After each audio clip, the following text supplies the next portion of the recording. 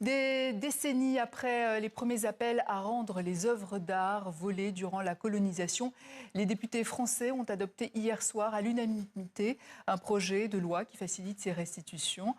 Bonsoir Hugo. Bonsoir Nidia. Alors le vote des députés qui était très attendu en Afrique.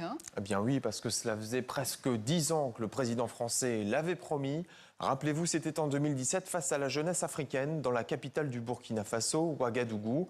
C'est donc presque au bout de son deuxième quinquennat que cette promesse de début de mandat est finalement tenue. L'Assemblée nationale a donc débattu ce texte hier dans un hémicycle pratiquement vide et les députés présents ont toutefois voté le projet de loi à l'unanimité.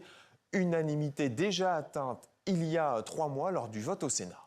Et ce texte contient toutefois quelques limites. Eh bien oui, la première, soulignée par les écologistes, le mot colonisation n'apparaît pas dans la loi. Deuxième faiblesse, le texte ne concerne que les œuvres acquises entre 1815 et 1972. Ne sont donc pas visées les œuvres volées durant les conquêtes napoléoniennes. Un amendement est lui particulièrement critiqué.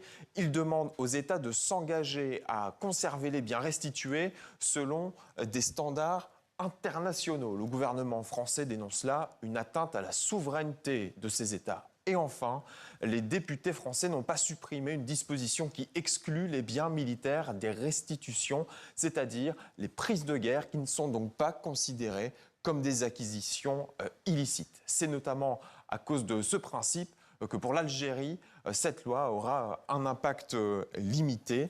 Regardez par exemple ici le sabre de l'émir Abdelkader, héros de la résistance algérienne, ou encore le canon Baba Merzoug, aujourd'hui exhibé sur le port de Brest en France. Eh bien, ces deux pièces très symboliques et réclamées par Alger n'entrent pas dans le champ d'application de la loi, Nidia. Hugo Barbieux, merci Hugo pour ce décryptage.